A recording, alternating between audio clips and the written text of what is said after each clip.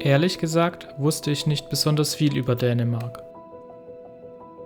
Ich war neugierig, ein neues Land zu entdecken und sehnte mich nach flachen Landschaften und einer frischen Brise vom Meer. Doch meine bescheidenen Erwartungen wurden sogar übertroffen.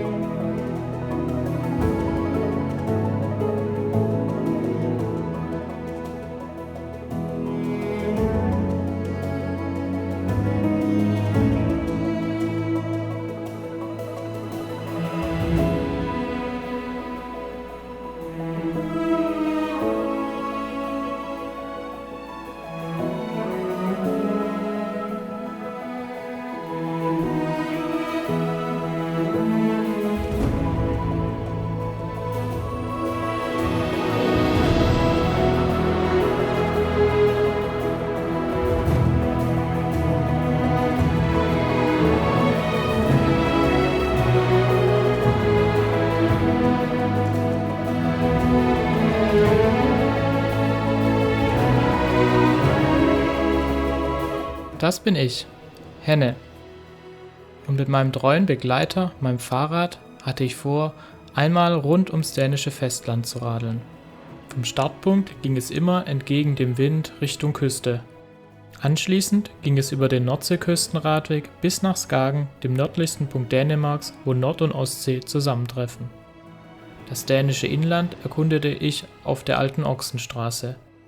Nach einem Abstecher über den Nationalpark Moys Bjerge ging es über den höchsten Punkt Dänemarks wieder zurück zum Startpunkt. Es waren somit fast 1000 Kilometer in 7 Tagen zu radeln.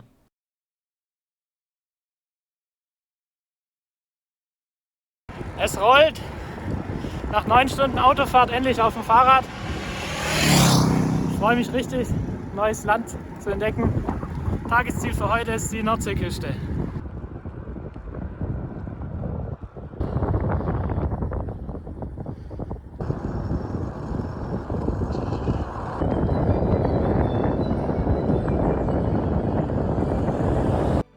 Tolle Radwege, rücksichtsvolle Autofahrer und frische Luft machten die ersten Kilometer zu einem wahren Genuss.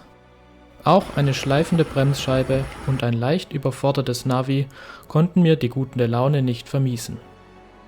Über einsame Bauernhöfe und viel landwirtschaftliche Flächen ging es immer weiter entgegen dem Wind in Richtung Küste.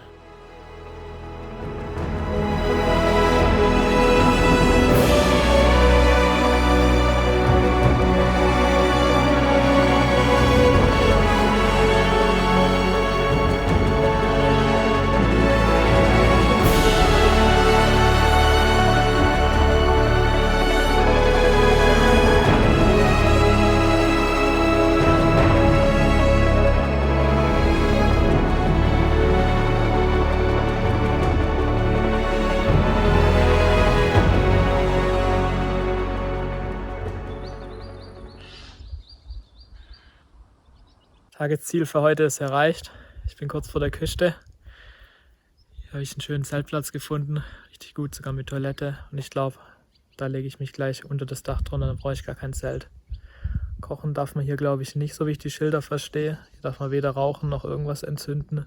Wegen Waldbrandgefahr ist auch alles trocken hier. Wenn auch nicht ganz so trocken wie in Deutschland, aber lasse ich den Kocher vielleicht doch lieber aus.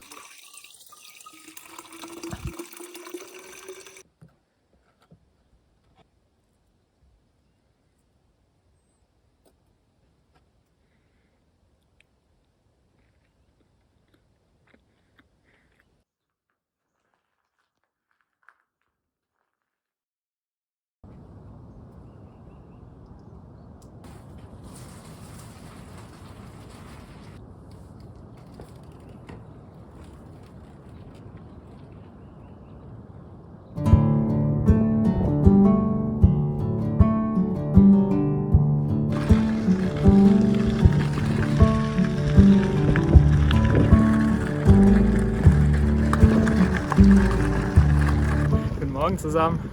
Ich habe richtig gut geschlafen.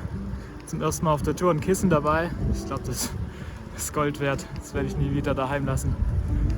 Für mich geht es jetzt hier schon auf dem Nordseeküstenradweg entlang. Das ist ein extrem langer Radweg von Schottland über England, Niederlande, Deutschland, Dänemark bis nach Norwegen hoch. Richtig schön hier durch die Dünen. Tolle Morgenstimmung. Ist einfach traumhaft. Hat sich gelohnt, früh aufzustehen.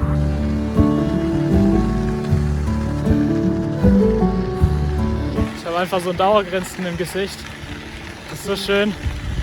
Ich habe sogar Rückenwind. Das schiebt richtig. Ich kann das Meer riechen. Es sind ja die Dünen hinter mir. Aber sehen kann ich es noch nicht.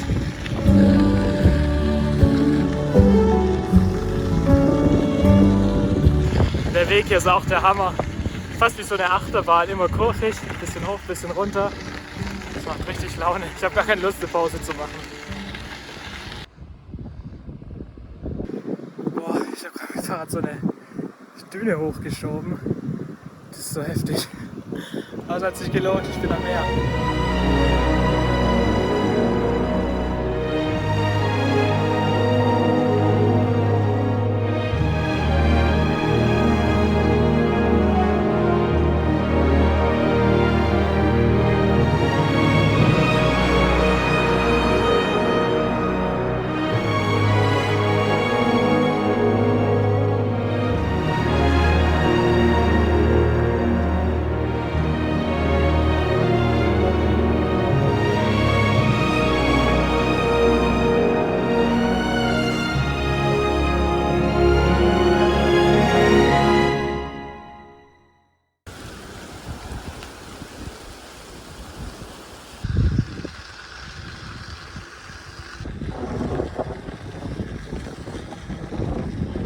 Ich feiere diesen Radweg durch die Dünen einfach nur.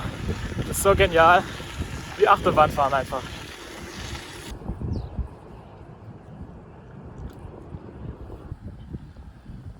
Nachdem sich das Gewitter verzogen hatte, versuchte ich, meine nassen Kleider zumindest ein bisschen zu trocknen, aß eine Kleinigkeit und setzte anschließend meine Fahrt entlang der rauen Nordseeküste fort.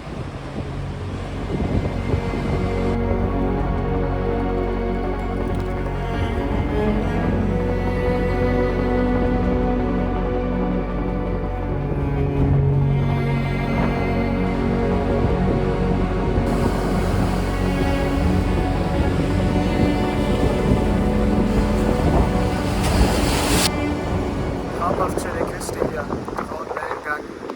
Das gefällt mir richtig gut. Dann noch die frische Brise vom Meer her. Brutal sandig der Weg hier. Da muss man echt aufpassen.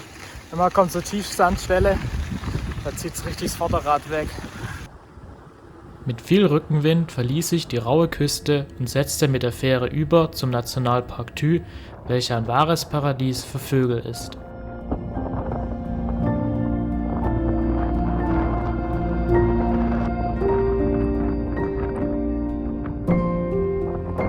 Etwas abseits der Küste genoss ich dann die letzten Sonnenstunden des Tages.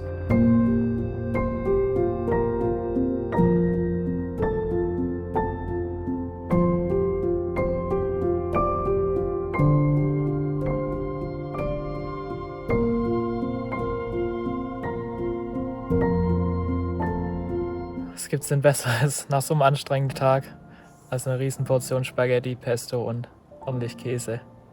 Ich habe richtig Hunger.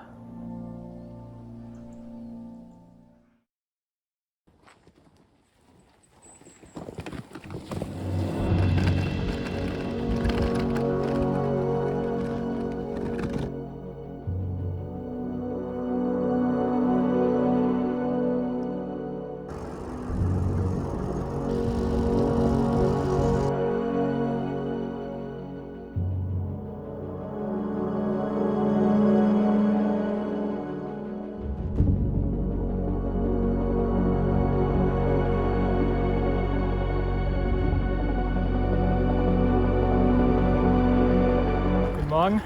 Ich habe wieder richtig gut geschlafen und es ist so schön hier draußen. Es hat ein bisschen Überwindung gekostet, aus dem warmen Schlafsack raus in die Kälte. Hatte nur knapp über 10 Grad, aber es ist unglaublich schön, traumhaft. Ich genieße einfach diese Landschaft, so anders wie zu dem, was ich kenne. Und dann diese Morgenstimmung mit der Sonne, Herrlich.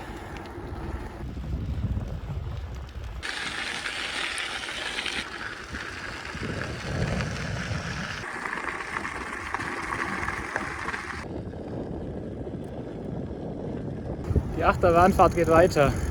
Hui!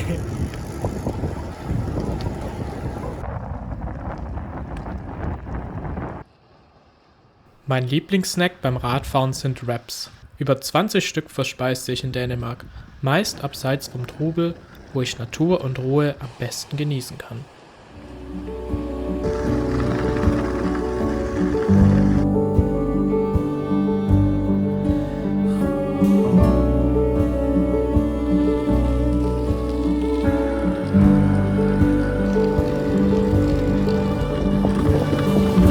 Ich fahre jetzt schon eine ganze Weile durch Wälder und offene Landschaften, meistens auf so Schotterwege. Ist wunderschön, auch toller Kontrast zur Küstenlandschaft, aber auch ganz schön anstrengend im Vergleich zu den plattpanierten Dünenwegen mit Rückenwind. Es ist gerade echt tatsächlich auch mal ein Buckel hoch, gefühlt senkrecht klein, aber es hat sich gelohnt. Bombastische Aussicht hier auf so einer alten Bunkeranlage. Herrlich.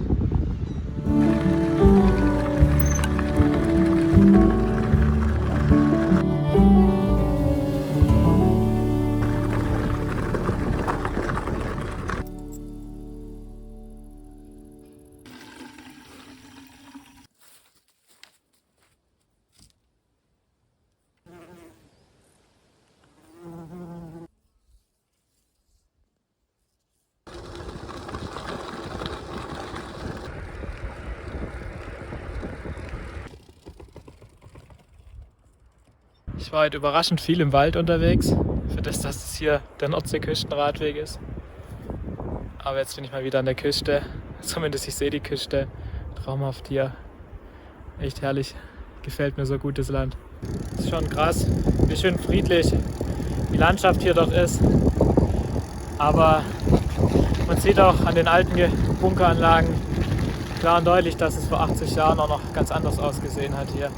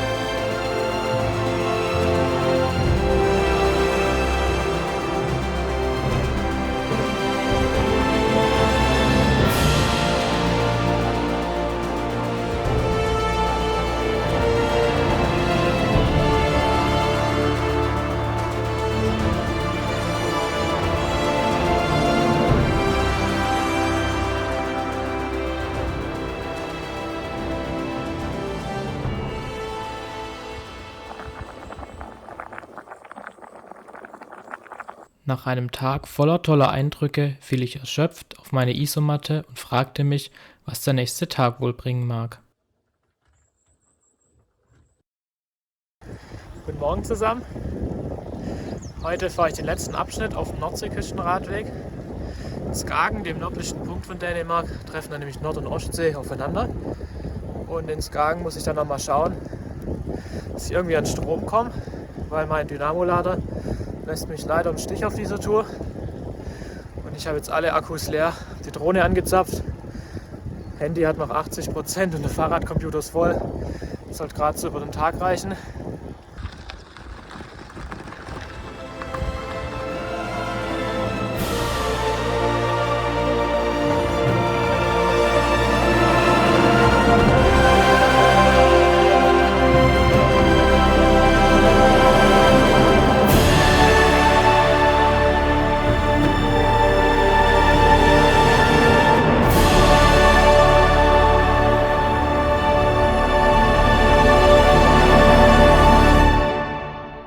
Ganze hier ist eine riesen Wanderdüne.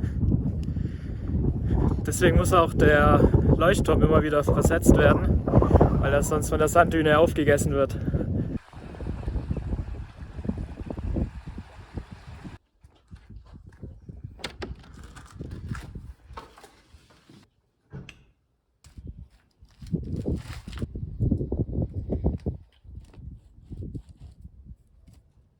Nach längerer Zwangspause geht es jetzt weiter. Es war aber einigermaßen erfolgreich. Ich habe jetzt 2 volle Drohnenakkus.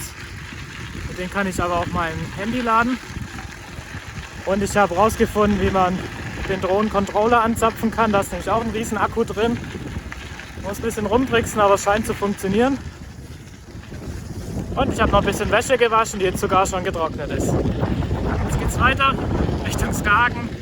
Immer schön dem Wind entgegen. Ordentlich Gegenwind nach einer viel zu langen Ladepause. Man sollte glatt meinen, es kann gar nicht schlimmer werden. Doch irgendjemand kam auf die schlaue Idee, die Trinkflaschen zu vertauschen und das Schutzblech dafür verantwortlich zu machen. Etwas niedergeschlagen kämpfte ich mich weiter gegen den Wind und wurde bald darauf vom nächsten Highlight belohnt.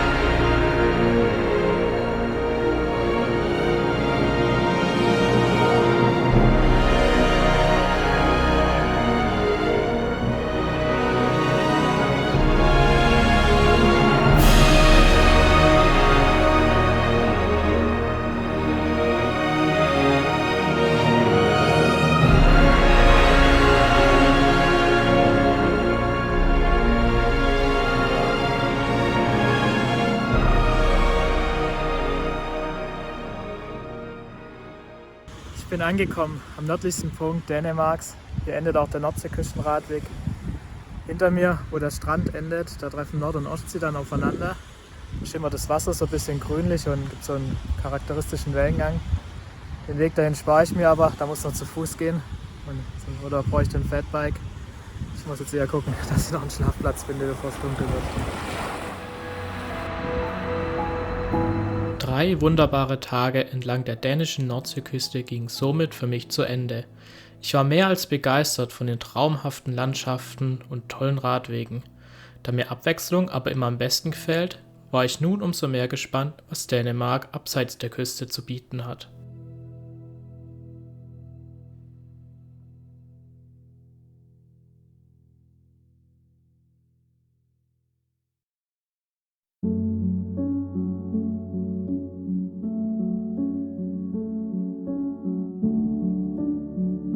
Der nächste Morgen begrüßte mich freundlich mit wärmenden Sonnenstrahlen und springenden Rehen. Doch meine kurze Etappe auf dem Ostküstenweg führte hauptsächlich entlang öder Landstraßen, was nicht wirklich Freude in mir auslöste. Und auch die ersten Kilometer auf der alten Ochsenstraße machten mir ganz schön zu schaffen. Heute muss ich ganz schön kämpfen. Berghoch mit Gegenwind. Ist doch was anderes, wie in der Ebene und Rückenwind zu fahren. Aber auch das gehört zur Radreise dazu. Doch nach kurzer Essenspause und einer schnellen Abfahrt später war die Freude auch schon wieder da.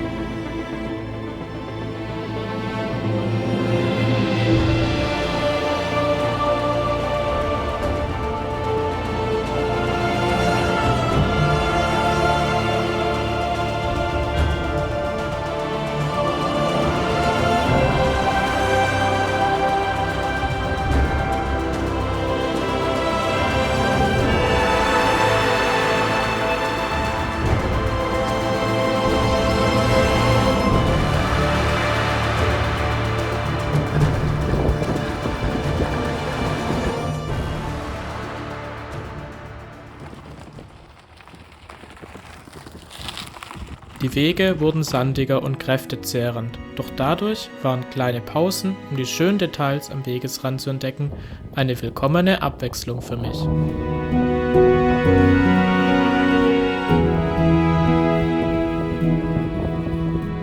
Nachdem die dänische Armee den offiziellen Radweg sperrte, suchte ich nach alternativen Wegen, um aus dem Wald zu kommen. Und wie das dann nun mal so ist, sind die Alternativen immer besonders abenteuerlich. Jetzt habe ich auf meiner Karte geguckt, die Alternativwege. Sah eigentlich aus, wenn es welche gibt, aber es scheint so, als ob die in der Realität gar nicht existieren. Gucken, ob ich hier aus dem Nirgendwo irgendwie rausfinde. Mehr ist im Wald. Gleich schon wieder ein Armeefahrzeug entgegengekommen. Ich habe keine Ahnung, wie großflächig das Gebiet abgesperrt ist. Da ich auch keine Lust habe, nochmal im Wald festzusitzen, habe ich gedacht, ich umfahre das Gebiet mal großräumig. Ich bin jetzt auf der Landstraße, bin ich auf der sicheren Seite. Das ist ja gleich noch eine Abkürzung.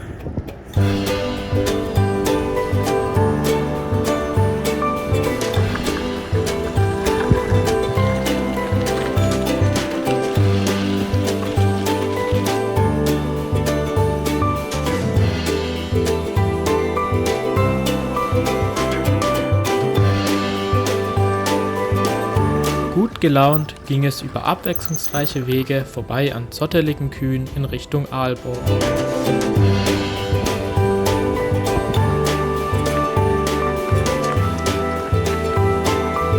Das gut ausgebaute städtische Radnetz kann einen als Deutschen ganz schön überfordern und ich war froh, das hektische Geschehen wieder hinter mir zu lassen.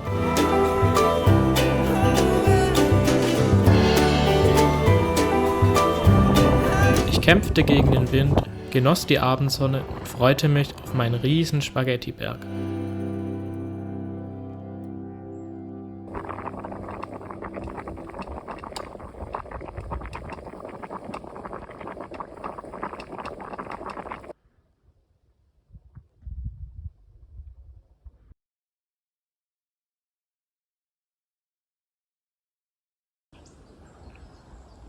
Am nächsten Morgen durfte ich die alte Ochsenstraße von ihrer wohl schönsten Seite erleben. Was ein Genuss!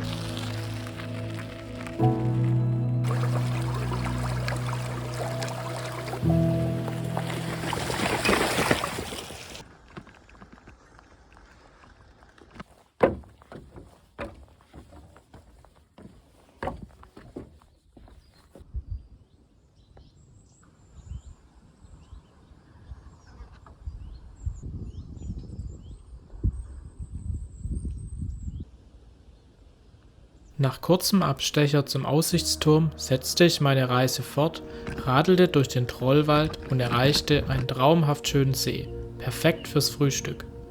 Doch wie so oft hatte die Sache einen Haken.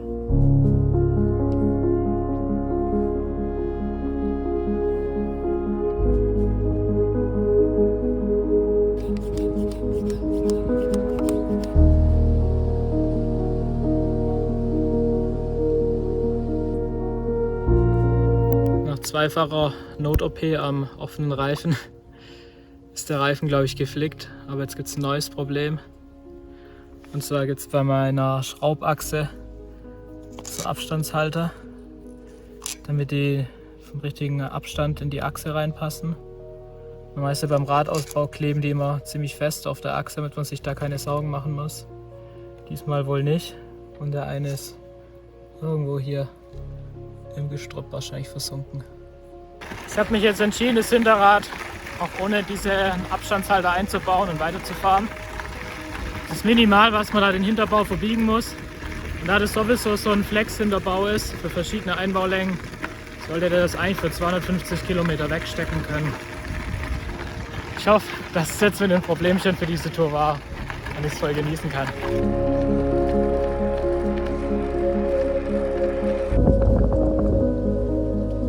Und tatsächlich sollte es das mit den technischen Problemen gewesen sein. Aber es gibt ja noch den Wind. Und der kam heute mal so richtig von vorne. Maximal 14 km/h in der Ebene. Der Wind ist brutal. Aber es hilft ja alles nichts und somit hieß es weiterträppeln und die Landschaft genießen. Der Abend hielt dann sogar noch eine ganz besondere Überraschung für mich bereit.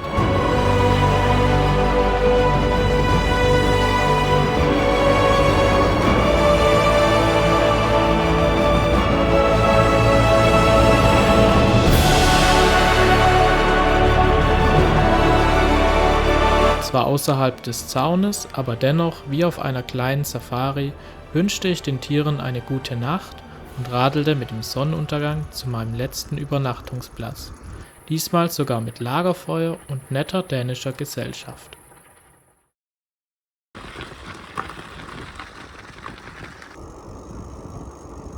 Wir haben jetzt kurz nach 6 Uhr.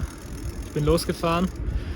Es trennen mich noch 150 Kilometer von meinem Auto. Und das Ziel ist, das Auto heute Abend noch vor Einbruch der Dunkelheit zu sehen. Auf dem Weg geht es noch über den höchsten Punkt Dänemarks. Ich bin gespannt, ob ich das schaffe.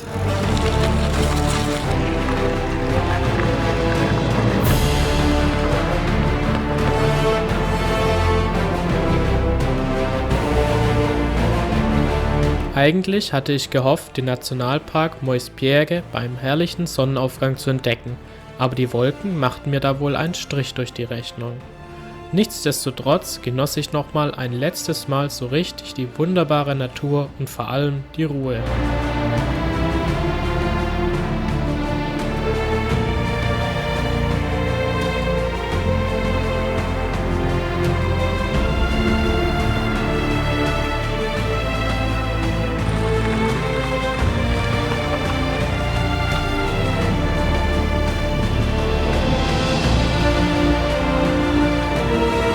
Kurz vor Aarhus und noch 100 Kilometer bis zum Auto.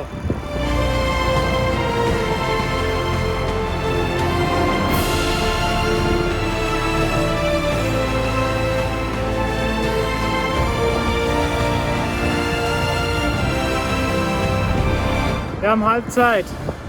Noch 75 Kilometer. Gut gestärkt mit einem typisch dänischen Hotdog ging es entlang vielbefahrener Landstraßen geradewegs auf den höchsten Punkt Dänemarks zu. Mit seinen 170 Metern Höhe ist das wahrlich kein hoher Gipfel, dennoch machten sich die vielen Bodenwellen ganz schön bemerkbar.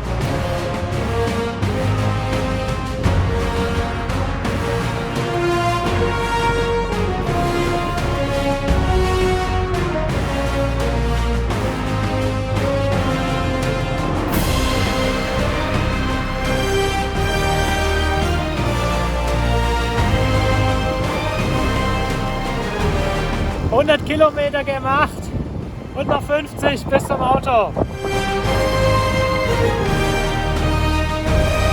Jetzt geht's ans Eingemachte. Noch 25 Kilometer und die Bodenwellen nehmen auch zu.